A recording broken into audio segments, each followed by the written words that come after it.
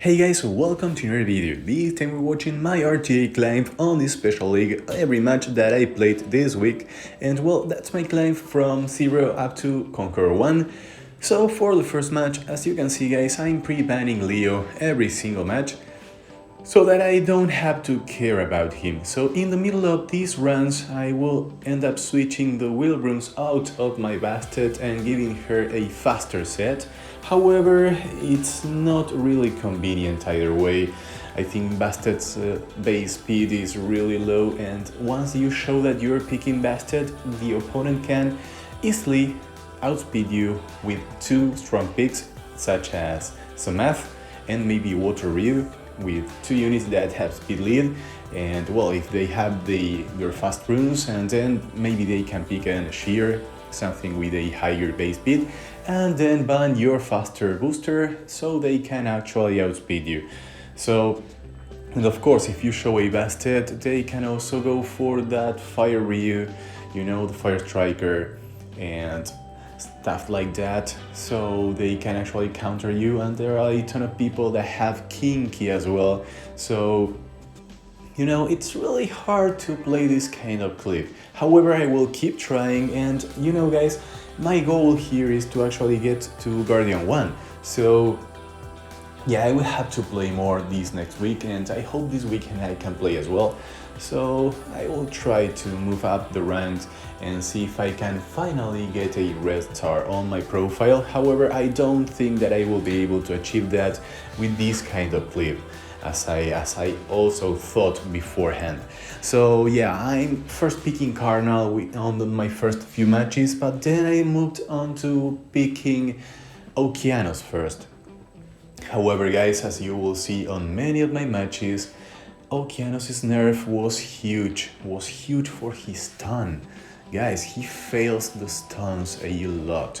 So yeah, for these very few matches, things went well. And of course, guys, on my journey up to Conqueror 1, and even at Conqueror 1 rank, you will be finding a ton of Chinese bots.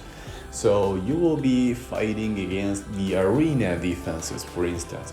They will go for the opposite element, even though it doesn't make sense. They may end up using skill 2 instead of skill 3, because they are pressing play, you know, they are playing auto. So that can play on your favor. But here guys, on my second match, you see what this guy picks. This is the cowardice meta that I would love to face, because you know, my team can actually beat this one. However, I do need some RNG for that to happen, and of course here I was cut by that Lulu, so things aren't looking too good for me. However, I do think that I can win this, and of course I can, unless that Kinky stuns everything all the time. And now, there you go, do you kill? He doesn't. So now I buff, and look at this, double stun, perfect. So that broke, and I won. That's it guys, I did need to get a turn before I can kill Kinky, because he will not kill himself. So basically guys, RNG can win the matches. Oh, good news for everyone that relies on RNG, bad news for everyone like me, and of course all the news for everyone else.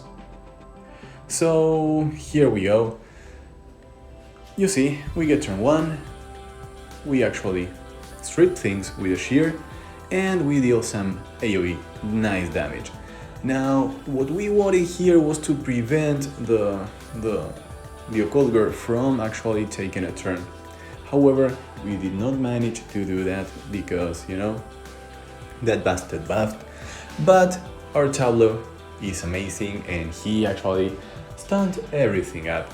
So he won us the match.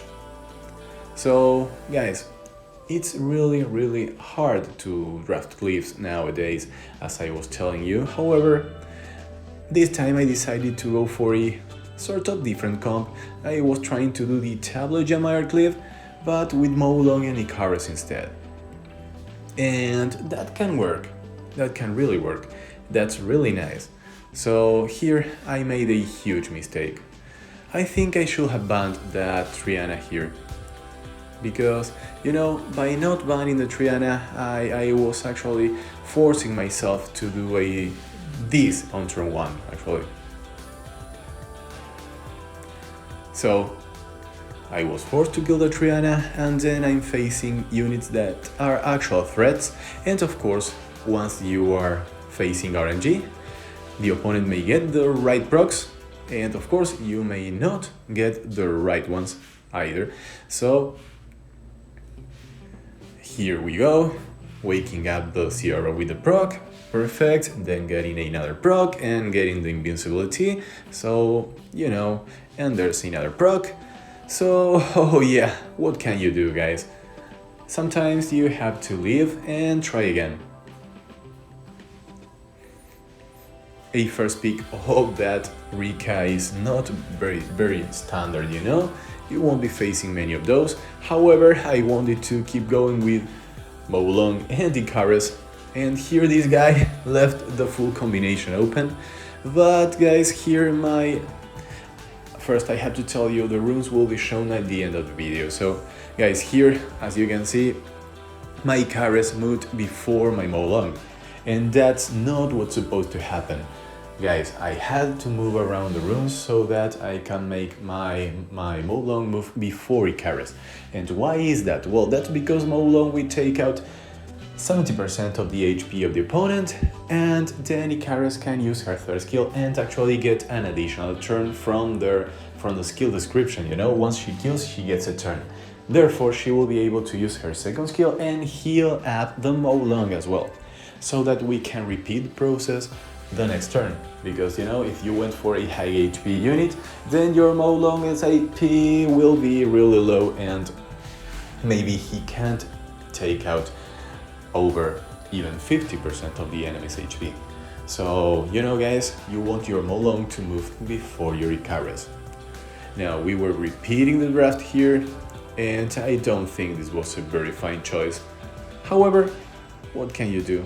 Once you do things, and once you're on lower ranks, then you are trying things out, and you know how this works. And we gave a turn to the Ryu. However, we were able to actually take a chunk of the HP of that hell lady there. So that actually won us the fight, and we won because of RNG, because of the proc on my Carnal, and because I messed up on the first attack I did with my Carnal, because it didn't make sense to absorb the attack bar of that panda. I should have gone for the third skill. So yeah, I won because of RNG, so that I could compensate my bad choices. So those things happen, and of course, guys, I don't play much RTA actually, so I still need a ton of practice in order to get into the higher ranks. My runes alone can carry me up to Conqueror 3 maybe, but that's because I have a ton of fast runes and strong runes as well. You will see how strong my Lucian is, how fast my boosters are. However guys, you can't rely on that in order to be Guardian 1 alone. You know, you may need some good units, so you can be a bad player with very good units and very good runes, of course, and get to Guardian 1, of course. However, if you only have the good runes and not every single meta unit, and you're lacking the 33 speed of Samath, you're lacking the clutch pick of Water Ryu or Chompong, then you don't have that carry all by yourself.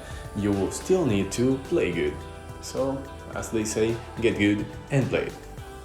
So, for this one guys, we are facing Kinky, and yeah, we were heavily outdrafted here guys. We were heavily outdrafted, and we landed the stun on Ryu, which is crazy because Okeanos doesn't land stuns on anything actually nowadays.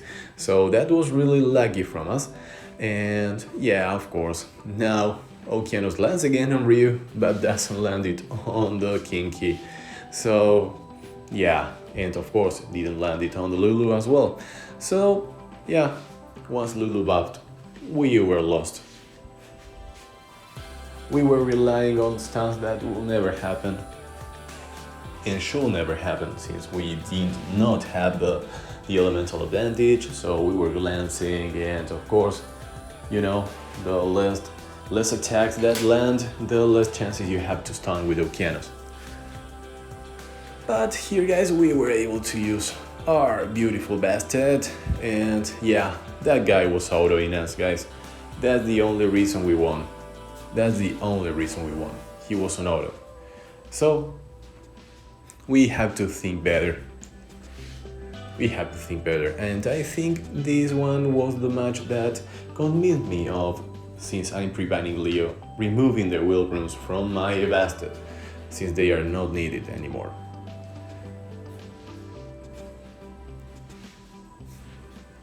And here's very standard draft, and I don't know if that was the right ban. I think I should have banned the Dark Paladin here, because she's really hard to kill, really hard to kill.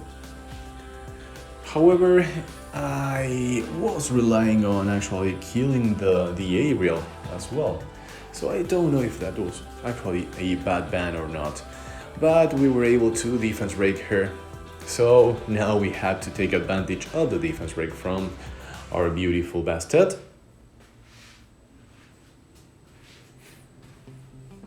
And now we can kill one by one the enemies. And of course, the enemy gave the Cardinal skill 3 again. And you know, Cardinal can do nasty things when he's not on your team. So here he goes. Very nice turns, absorbing attack bars, getting more turns and more turns and more turns. That's amazing. And our Jamire is done for. But we could actually defense break. So yeah, it didn't happen, we failed, but we won anyways.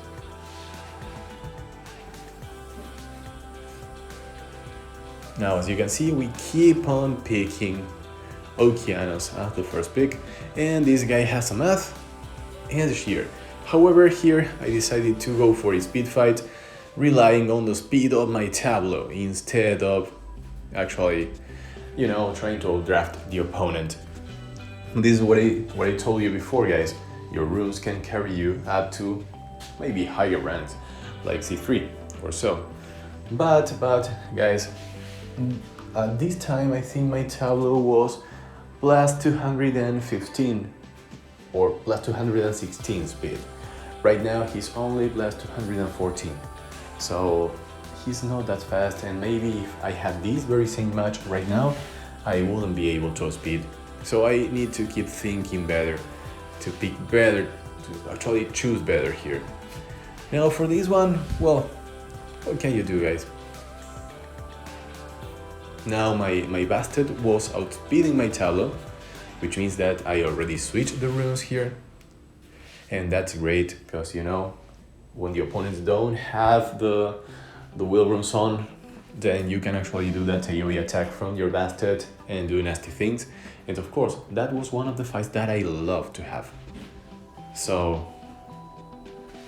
now I went for the speed fight, because you know, I went for a shear. However, my shear is really slow now, because I had to give one of his quad rolls to my Bastet. So he's about 322 speed now, and that is not too high for a unit that has 115 base. But here things went quite well. But now we're facing one Dark Paladin on her own, and of course she stuns on every attack, and of course Bastet defense broke my full team. And that was great from that Bastet. Amazing. And yeah, we failed to transfer the buffs onto her with our Okeanos there.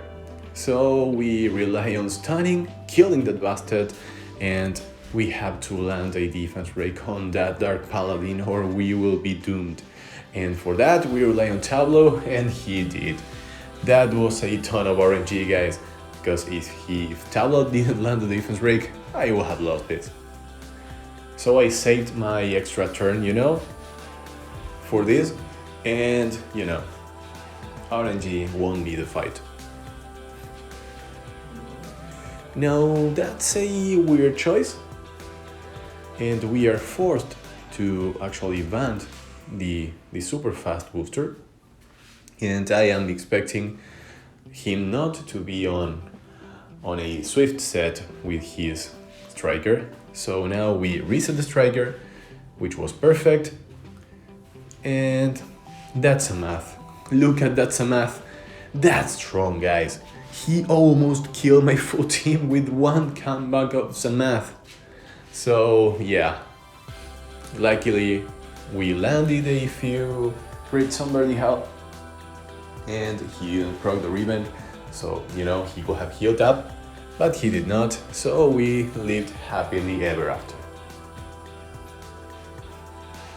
Now here we got into a speed fight, we have to ban the speed lead, and then the speed fight turned into a bruiser fight, so we went for Julie, and you know how Julie works, guys, you know how she works.